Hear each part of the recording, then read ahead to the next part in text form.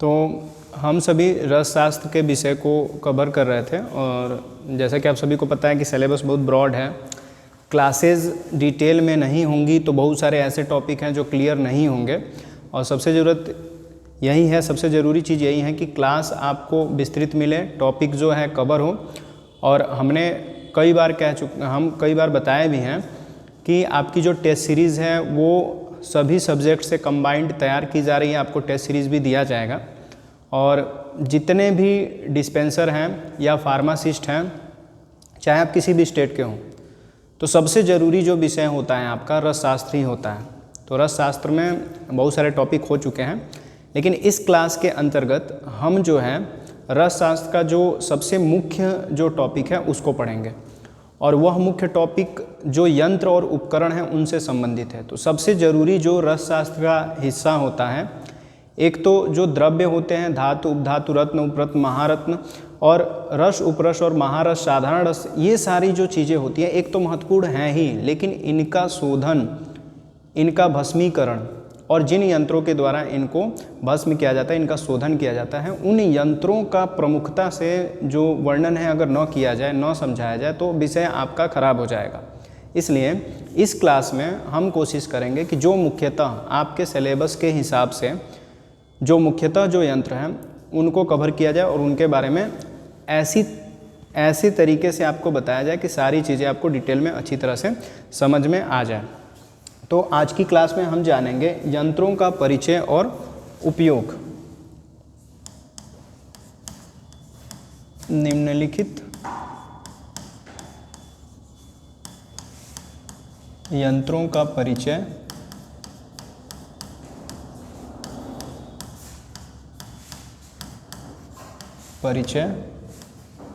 एवं उपयोग। तो हमें जो यंत्र बताने हैं उनका परिचय भी जानना है और उपयोग भी जानना है, ठीक है।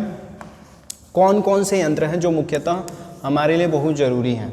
जैसे हम उदाहरण के तौर पे बता दें, वैसे तो आपके सिलेबस के हिसाब से लगभग 8-9 यंत्र हैं और सबको कवर किया जाएगा, लेकिन देखते हैं कि क्लास के अंतर्गत हम ये नहीं चाहते कि क्लास बहुत बड़ी हो जाए। क्लास बड़ी हो जाए तब भी आप क्या करते हो कि उस क्लास को अच्छी तरीके से आप डिटेल में नहीं पढ़ते हो, नोट्स भी आप नहीं तैयार करते हैं। सबसे ज़रूरी है नोट्स तैयार करना, फिगर ड्रा करना, इन चीज़ों को समझना। तो यंत्रों में फिगर भी हम आपको बना करके समझाएंगे, सारी चीज़ें बताई जाएंगी। तो जो पहला यंत्र है जिसको हमने आपके सिलेबस में सम्मिलित किया हुआ है, जो भी परीक्षाएँ जो आपकी हो रही हैं उसके सिलेबस में, तो पहला है तुला, दूसरा है आपका उदूखल यंत्र,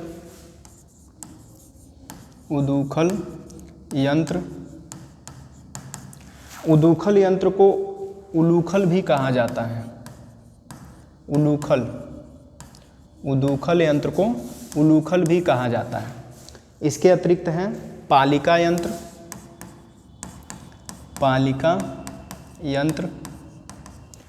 और है पालिका यंत्र के बाद है अस्थाली यंत्र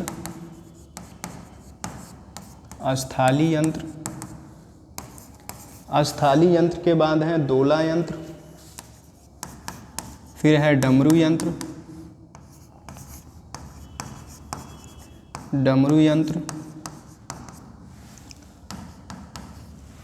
फिर है आपका स्वेदनीय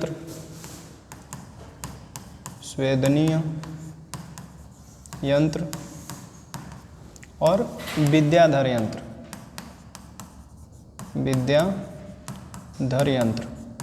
यह जो है मुख्य यंत्र हैं। कौन से यंत्र हैं?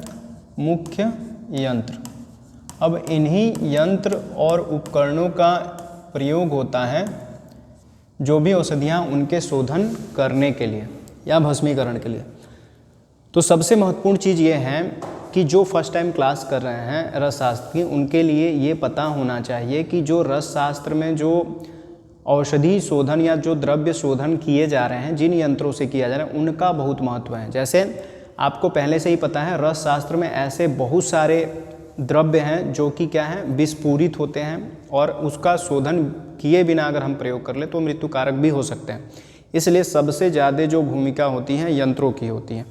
तो एक एक करके सभी यंत्रों को हम देखेंगे क्योंकि इनका परिचय भी जानना, उपयोग भी जानना है। तो सबसे पहला जो यंत्र है वो है तुला। तुला को हम कवर करते हैं कि तुला क्या है, इसको इसी तरीके से आपको लिखना है, तुला क्या है और किस तरह से काम में लिया जाता है। तो पहला यंत्र है आपका तुला, तुला, और हमें इसका जानना है परिचय। तो सबसे पहले तो हमें ये जानना है कि तुला यंत्र को तुला क्यों कहा जाता है। तो आपको सामान्य सा ये पता होना चाहिए कि तुला इसलिए कहा जाता है क्योंकि क्या पता है यह तुला जैसा दिखता हो। तो सही बात है, यह जो है तुला अर्थात तराजू जैसा प्रतीत होता है, और इसका निर्माण जो है करने की विधि या किस प्रयोग में लिया जाता है उसको हम देखते हैं। तो सबसे पहले हम ये बता दें कि यह वृत्तांतक मतलब कि लंबे बैंगन के आकार के, लंबे बैंगन के आकार के दो मूसा लेने पर उसमें एक बित्ता लंबा मिट्टी की एक पतली नली बना देते हैं। कहने का मतलब ये है कि वृत्तांतक कह सकते हैं, वृत्तांतक मतलब कि लंबा बैंगन। वृत्तांतक किसको कहा जा रहा है? लंबा बैंगन। लंबे बैंगन, जो लंबा बैंगन होता है उसी तरीके का हमें मूसल लेना है इस तरह से, ठीक है। तो लंबे वृत्तांतक जैसा जो है मूसल लेना है दो, और उसमें एक पतली नली बना देनी है। कितना? एक बित्ता पतली नली बनानी है। इस तरह से दो मूसल आपको ले लेने हैं ऐसे, और उसमें एक बित्ता मतलब इस हिसाब से आपको मेजर करना है, मतलब इतना। तो एक बित्ता जो है पतली नली इसके अंतर जो है आपको बनानी है इस तरीके से, ठीक है। जब आप करेंगे या नोट्स बनाएंगे तो आपको फिगर ड्रा करना सबसे ज़रूरी है। तो इसमें आपको एक बित्ता जो है पतली नली बना देनी है इन दोनों मूसलों में। एक बित्ता पतली नली बनाने के बाद से क्या करना है, दोनों मूसा के कंठ प्रदेश में जो ऊपरी प्रदेश है उसमें एक और पतली नली घुसने लायक और एक एक छिद्र कर देना है। क्या करना है, जैसे यहाँ पे है तो आपने ये दो चीज़ें बना दी। अब इसके अंतर्गत आपको क्या करना है, यहाँ से पतली नली घुसने के लिए छिद्र बना देना है कंठों पे। यहाँ पे कंठों पे पतली नली घुसने हेतु आपको छिद्र बना देना है इनके कंठों पे। और जब इनके कंठों पे पतली नली घुसने लायक एक एक छिद्र बना देंगे तो उस छिद्र में नली समाकर संधि बंद कर देना है। मतलब इनसे एक नली ऐसे डाल करके इस तरह से कंठों में छेद करके एक नली ऐसे डाल करके और इन दोनों को एक दूसरे से जोड़ देना है। ऐसे संधि बंद कर देना है, मतलब कि दोनों को जोड़ देना है इस प्रकार से, ठीक है। दोनों जुड़ जाएंगे तो जुड़ने के बाद से आपको क्या करना है, एक मूसा में गंधक चूर्ण रख देना है और ऊपर में मूसा का पिधान लगाकर समत्यागी संधिबंध कर देना है। कहने का मतलब क्या है, किसी भी जो इसमें पतला जो नली जो है यहाँ तक पहुँचा है, इसमें आपको क्या करना है, एक मूसा में बस एक मूसा में आपको क्या करना है, गंधक चूर्ण रखना है। चाहे इसमें रखिए चाहे इसमें। तो अगर इसमें आप गंधक चूर्ण डाल दे रहे हो इस तरीके से तो ये नली से होते हुए मूसा में जो है इस नली में ही आ जाएगा, और ये क्या है, गंधक चूर्ण है। क्या है, गंधक चूर्ण। तो इस मूसा में, एक मूसा में आपको गंधक चूर्ण भर देना है और उसको संधि बंद कर देना है। डालने के बाद से इसको संधि बंद करना है या इस छेद को बंद कर देना है।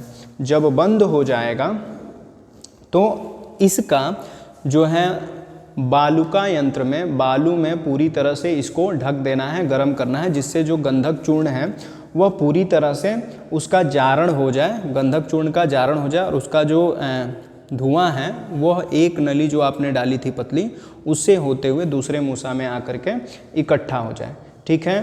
तो आपको इसी तरीके से परिचय के अंतर्गत आपको लिख लेना है। क्या लिखेंगे कि वृत्तांतक लंबे बैगन के आकार का, ऐसे ही लिखना है। फिगर आपका ये है, इसको हमने क्या बोला, तुला यंत्र। क्या है, तुला यंत्र। इसमें गंधक का जारण किया जाता है, आपको यहाँ लिखना है। तो तुला यंत्र क्या है, आपको क्या करना है,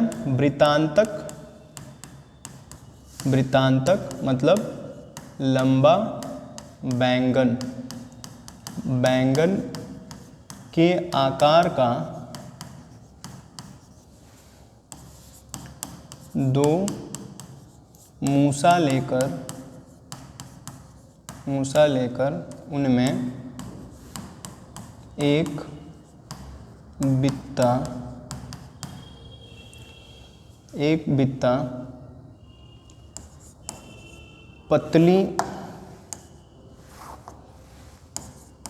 पतली नली घुसने लायक छिद्र कर दें। जब छिद्र कर देंगे तो छिद्र करने के बाद से दोनों में छिद्र करना है, आपको फिगर में साफ साफ दिखाया गया है। उसके बाद जो ऊपर छिद्र हुआ है तो छिद्र या जो नली का कंठ है, छिद्र करके नली प्रवेश कराने के लिए बात की जा रही है, जैसे हमने बताया। उसके बाद नली के कंठ पर एक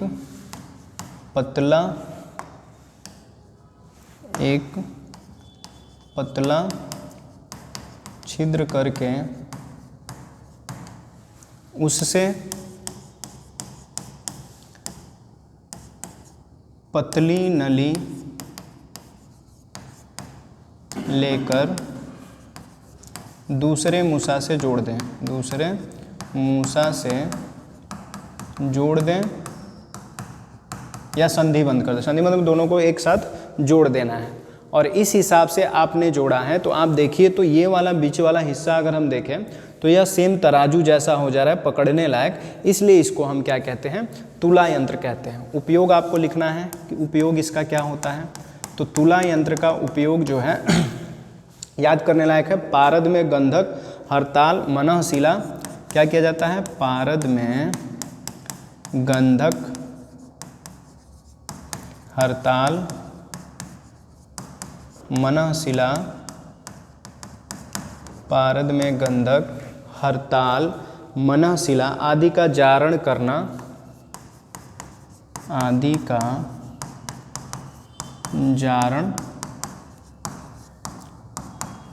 का जारण करना ही इसका मुख्य उपयोग है। आदि का जारण करना ही इसका मुख्य उपयोग है। सबसे ज़रूरी है फिगर को समझना। जब फिगर समझ जाएंगे तो यंत्र के बारे में आपको ज़्यादा समझने की ज़रूरत नहीं है। आप ये न भी लिखें, बस यंत्र समझ जाएं तो आप अपने तरीके से नोट्स बना सकते हैं, कोई दिक्कत नहीं है। ठीक है।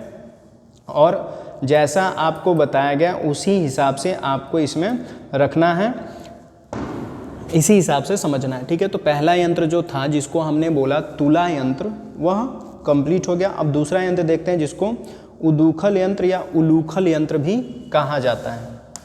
दूसरा क्या है? उदूखल या उलूखल यंत्र। उदूखल या उलूखल यंत्र। अब इसको भी हम देखते हैं, इसका भी परिचय आपको देखना है, उपयोग देखना है। ठीक है। परिचय देखना है, उपयोग देखना है। तो अगर हम उलूखल यंत्र की बात करें तो यह कैसा होता है? यह यंत्र जो है आजकल जो इमाम दस्ता है कूटने पीसने के काम में आता है, वही ज़्यादा प्रचलित है। तो उदूखल या उलूखल यंत्र को हम क्या कह सकते हैं? ओखल यंत्र भी कह सकते हैं। यह लोहे का बना होता है और बाहर अंदर से अत्यंत चिकना होता है। ठीक है। लोहे का बना होता है, बाहर अंदर से चिकना होता है और 16 अंगुल ऊंचा और 10 अंगुल छोटा व्यास का, तथा अगर बोलें तो 13 अंगुल गहरा होता है। ठीक है। अगर उदूखल या उलूखल यंत्र की बात करें तो दिखने में संरचना कैसी होती है? इस तरह की। आपको सबसे ज़रूरी जो चीज़ है इसकी संरचना में आकार को देखना है। ठीक है। ये ओखल है। उदूखल या ओखल भी कह सकते हैं, खरल कहते हैं। ज़्यादातर इस समय इसको इमामदस्ता भी कहा जाता है। तो यह कितना ऊंचा होता है? इसकी ऊंचाई होती है 16 अंगुल। रस शास्त्र में इसकी ऊंचाई कितनी कही गई है? 16 अंगुल। 16 अंगुल ऊंचा होता है। ठीक है। और 10 अंगुल गोल व्यास का। यह जो गोलाई है इसकी जो व्यास है यह कितना होता है 10 अंगुल। 10 अंगुल इसका क्या होता है व्यास, 10 अंगुल है इसका व्यास, ठीक है। और यह क्या था ऊंचाई, मतलब कि 16 अंगुल ऊंचा होता है, 10 अंगुल इसका व्यास होता है, ठीक है। और 13 अंगुल यह गहरा होता है, मतलब कि यह जो गहराई है इसकी यह कितनी होती है 13 अंगुल। 13 अंगुल इसका गहराई होती है, ठीक है। 13 अंगुल गहरा होता है इस हिसाब से, ठीक है। अब इसमें जो ये तो हो गया इसका उखल, इसको इस समय क्या कहा जाता है इमाम दस्ता। प्रचलित जो इमाम दस्ता है उससे यह मिलता जुलता है, इसको इमाम दस्ता कहते हैं। तो ये है उदूखल, उखल, इसको हम उदूखल बोलेंगे। क्या बोलेंगे उदूखल, उदूखल जैसा कि वहाँ पे लिखा हुआ है, या उलूखल, ये है उदूखल या उलूखल। इसका एक मूसा भी होता है, क्या होता है मूसा, जो कि 20 अंगुल जो है लंबा होता है, क्योंकि लंबाई चाहिए तभी आप ऊपर से पकड़ के इसमें कूट सकते हैं। तो मूसा जो है विभिन्न प्रकार के हो सकते हैं, ठीक है। मूसा क्या है विभिन्न प्रकार के हो सकते हैं। तो यह जो है मूसा जो कूटने की भांति से या कूटने के पर्पस से, कूटने के उद्देश्य से बनाया गया होता है। इसकी अब लंबाई जो है कितनी होती है 20 अंगुल, कितनी होती है 20 अंगुल। इसे क्या कहते हैं मूसा, क्या है मूसा। तो ये हुआ, दोनों को मिला देंगे तभी इसको हम क्या कहेंगे उदूखल या ओखल हम सामान्य भाषा में कह सकते हैं। लेकिन इन समय जो ज़्यादा प्रयोग में लिया जा रहा है, ज़्यादा इसके मिलता जुलता जो है वो जिसको हम इमाम दस्ता कहते हैं, ठीक है। तो हम इसके बारे में अगर डिटेल में लिखेंगे समझने के प्रयास से तो क्या चीज़ें हम लिख सकते हैं। तो जैसी जो चीज़ें आपको बताई गई हैं उसी तरीके से लिखना है। क्या लिखना है आपको कि यह यंत्र वर्तमान में इमाम दस्ते से मिलता जुलता है। इसमें उदूखल की ऊंचाई, इसमें उदूखल की ऊंचाई 16 अंगुल, व्यास 10 अंगुल, गहराई 13 अंगुल की होती है। यह लोहे का बना होता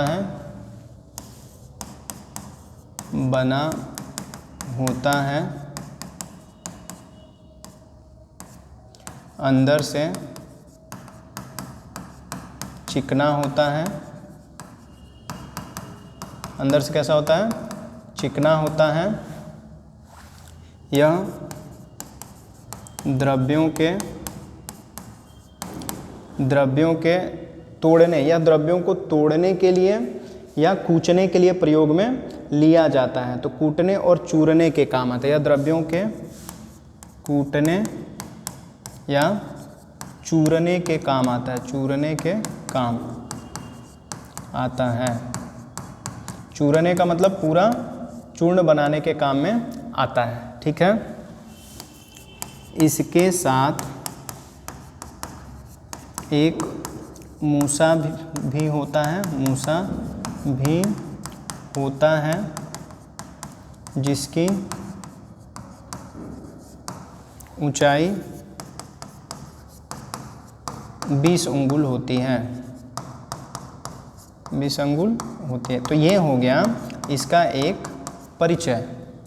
अगर परिचय के बाद हम इसके उपयोग की बात करें कि उपयोग इसका क्या होता है। आपको बार बार कह रहे हैं कि फिगर बना लीजिएगा ताकि आपको एक ही जगह पे सारी चीज़ें समझ में आ जाए। उपयोग की बात करें तो आप उपयोग में अगर आप चाहें तो लिख सकते हैं कि इसमें माछिक, बिमल आदि रसौधियों का चूर्ण किया जाता है। कौन कौन सी रसौधियों का चूर्ण किया जाता है? माछिक,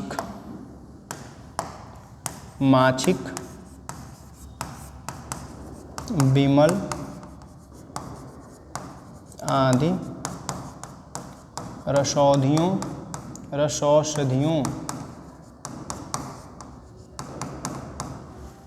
का चूर्ण किया जाता है।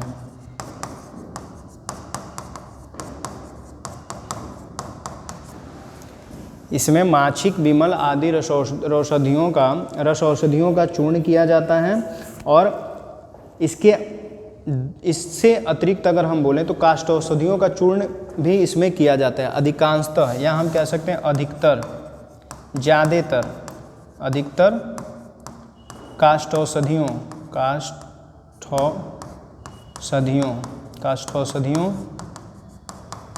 का चूर्ण किया जाता है। ठीक है, इसमें समझने की ज़्यादातर आवश्यकता क्या है? इनके संरचना को बार बार कह रहे हैं और इनका उपयोग। तो जैसे आपको संरचना बता दे रहे हैं ताकि आप समझ जाएं, उसके बाद से इधर लिखा जा रहा है कि आसानी से आप इसी तरह से नोट्स तैयार कर सकते हैं ताकि अच्छी तरीके से आपको समझ में आए। तो ये हो गया उदूखल, मतलब कि उलूखल यंत्र। क्या हो गया? उलूखल यंत्र। ठीक है, अगला देखते हैं। 2 हो गए। अब तीसरा जो यंत्र है उसको देखा जाए।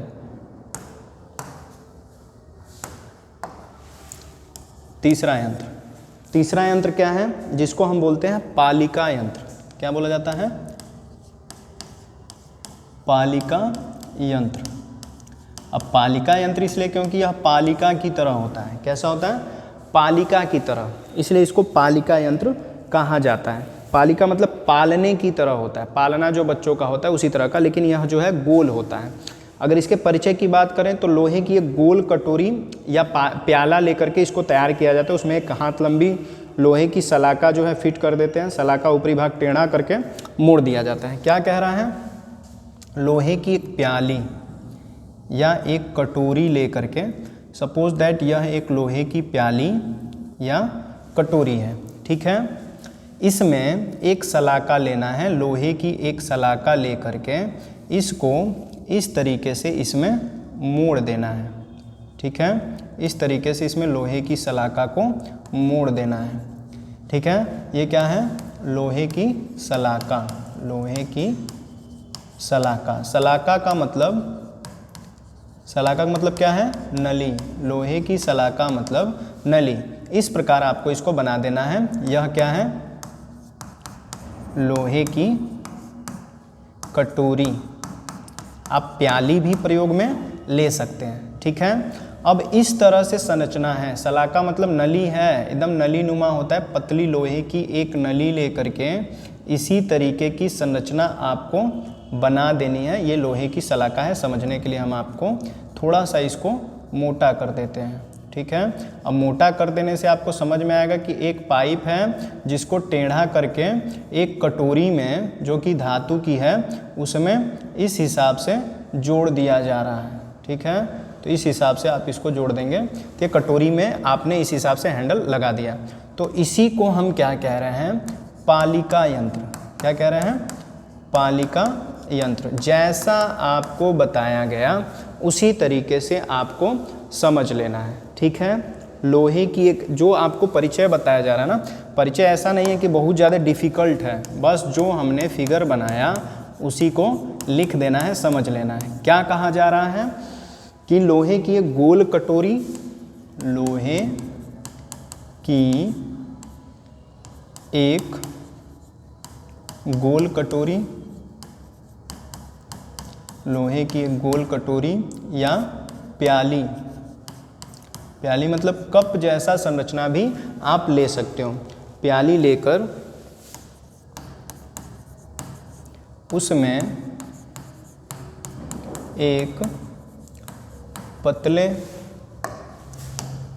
एक पतले लोहे की सलाका को लोहे की शलाका मतलब नली को मोड़ दें। तो लोहे की शलाका लेके उस प्याली में आपको इसी तरीके से मोड़ देना है और इसीलिए इसे पालिका यंत्र कहते हैं, क्योंकि पालिका के जैसे बन जाता है। इसका उपयोग क्या होता है वो भी देख लेते हैं। तो अगर बात करेंगे इसके उपयोग की, तो उपयोग में अगर बोला जाए तो इसका उपयोग पारद और गंधक का जारण करने के लिए किया जाता है। इसका उपयोग पारद और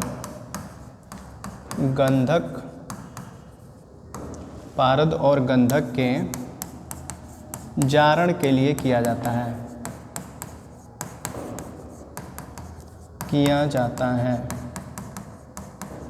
ठीक है, इस हिसाब से इसको प्रयोग में लिया जाता है। तो जैसे फिगर बनाया जा रहा है उसी तरीके से आप चाहें तो इसका परिचय भी आप दे सकते हैं और इसका उपयोग भी आप लिख सकते हो, इसीलिए फिगर आपको बनाया जाता है। यह धातु का है, लोहे का, इसलिए आपको लिखा भी गया है सामने से कि लोहे का एक पालिका यंत्र है। ठीक है, समझ में आ गया।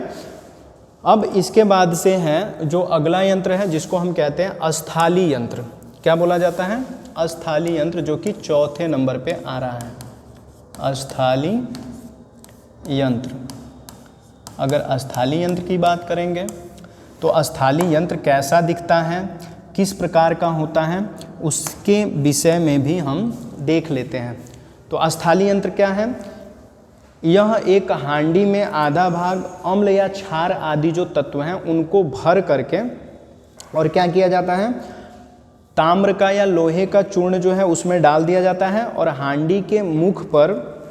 हांडी का मुख जो है किसी पात्र से ढककर चूल्हे पर चढ़ा देते हैं और मंद अग्नि में 3 घंटे तक पाक किया जाता है, इसलिए इसे अस्थाली यंत्र कहा जाता है। तो मतलब बनता कैसे? यह एक हांडी में आधा भाग जल भर करके हांडी के मुख को किसी पात्र को चूल्हे पर ढक करके या चढ़ा करके 3 घंटे के लिए छोड़ देते हैं। मतलब एक हांडी होती है जिसमें आपको आधा भाग जो है अम्ल क्षारादि भर दिया जाता है और उस अम्ल क्षारादि भाग में ताम्र या लौह चूर्ण भरा जाता है।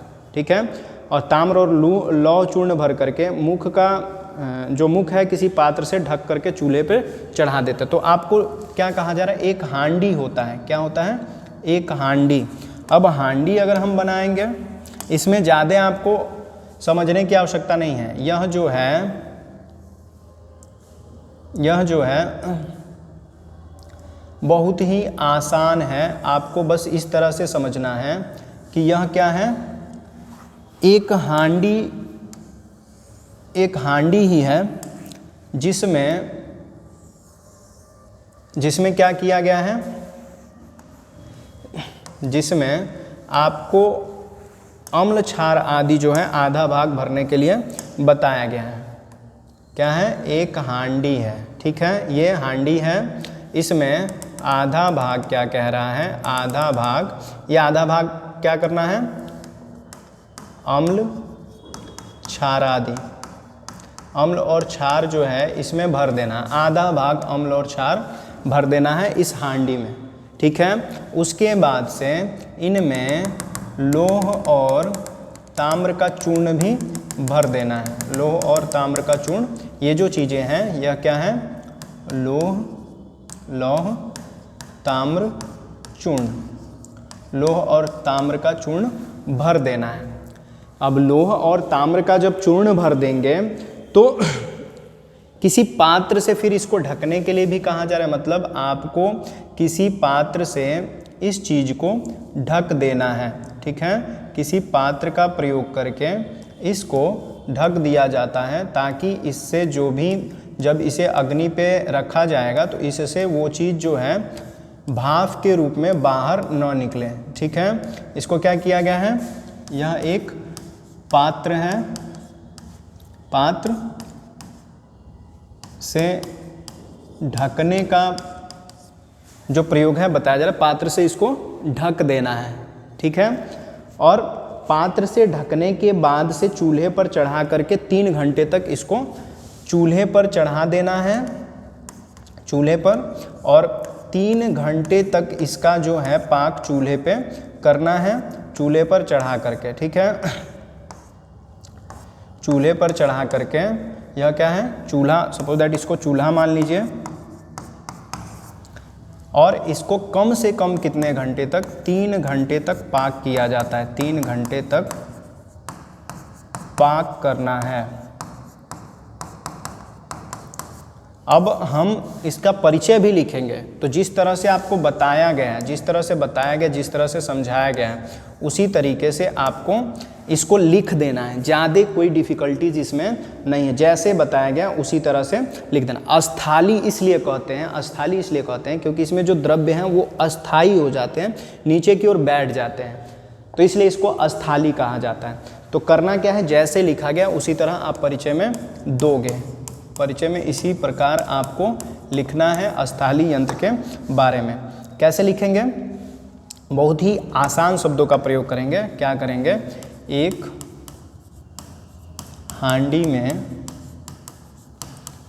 हांडी में आधा भाग अम्ल, क्षारादि, अम्ल या क्षार जो है भर सकते हैं, या हम अन्य चीज़ें भी प्रयोग में ले सकते हैं, कांजी या टंकड़ क्षारादि प्रयोग में ले सकते हैं। कांजी, टंकड़, क्षारादि, कांजी, टंकड़, क्षारादि जो है द्रव भर देना है। एक हांडी में आधा भाग अम्ल क्षारादि, कांजी, टंकड़, क्षारादि द्रव भर दें। फिर क्या करना है, जैसा कि आपको बताया गया है उसी तरीके से क्या करना है, द्रव भरकर ताम्र आदि लौह का चूर्ण उसमें डाल देना है। क्या करना है, ताम्र लौह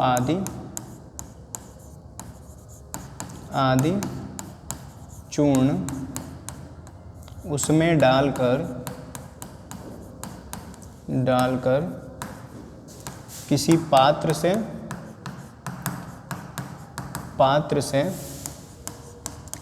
ढक कर अग्नि पर चढ़ाकर 3 घंटे तक पाक करें। अब 3 घंटे तक अग्नि पर चढ़ा करके इससे पाक किया जाता है, ठीक है। इसलिए इससे क्या होता है, जो तत्व हैं, जो लौह तत्व हैं, वो क्या होते हैं, अस्थाई हो जाते हैं, इसलिए इसे अस्थाली यंत्र कहते हैं। इसे ही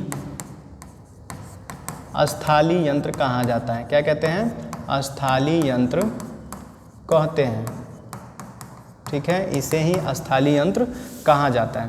अगर बात किया जाए इसके उपयोग का, कि इसका उपयोग क्या होता है, तो यदि इसके उपयोग की बात करेंगे तो इसके उपयोग की अगर बात की जाए तो वह आपको जानना है कि यह उपयोग किस लिए लिया जाता है। तो हम पहले ही बता दिए हैं कि यह जो है धातुओं के मृदु करने के लिए तथा मल विषांश को दूर करने के लिए प्रयोग में लिया जाता है। जो हमने बताया कि यहाँ पे जो चूर्ण डाला जा रहा है, लौह या ताम्र का चूर्ण डाला जा रहा है, तो इसलिए डालते हैं कि जो लौह है और ताम्र है वो मृदु हो जाए, ताकि बाद में हम उसका भस्म तैयार कर सकें, ठीक है, आसानी से वो भस्म हो जाए। और उसमें जो विषांश होता है, विष जो होता है, जो गंदगी होती है, वह छन करके या वह मृदु हो, वो तत्व से छोड़ करके नीचे बर्तन की तली में यह जो मल है, जैसे इन चूर्ण को हमने डाल दिया, तो आप इस तरह भी दिखा सकते हैं कि जो मल है वह नीचे क्या हो जाए, बैठ जाए। मल या विषांश जिनको कहा जाता है, विषांश, वो लिख लीजिएगा, विषांश कहा जा रहा है। तो ये विषांश को यहाँ पे रखने के लिए विषांश को अस्थाई किया जाता है इससे, इसलिए इसे अस्थाली यंत्र कहा जाता है, ठीक है। तो यह यंत्र हो गया। अब इसके उपयोग की बात करते हैं। तो उपयोग आप इसी तरीके से लिख लीजिएगा जैसा कि मैंने बताया। उपयोग क्या है, लौह, ताम्रादि, ताम्रादि मतलब ताम्र, लौह, रजत, स्वर्ण जो भी हैं, ताम्रादि धातुओं के मृदुकरण हेतु। मतलब ताम्र धातुओं के मृदुकरण हेतु इसका प्रयोग किया जाता है। इसके अतिरिक्त क्या है, मल विषांश आदि का शोधन या पृथक्कीकरण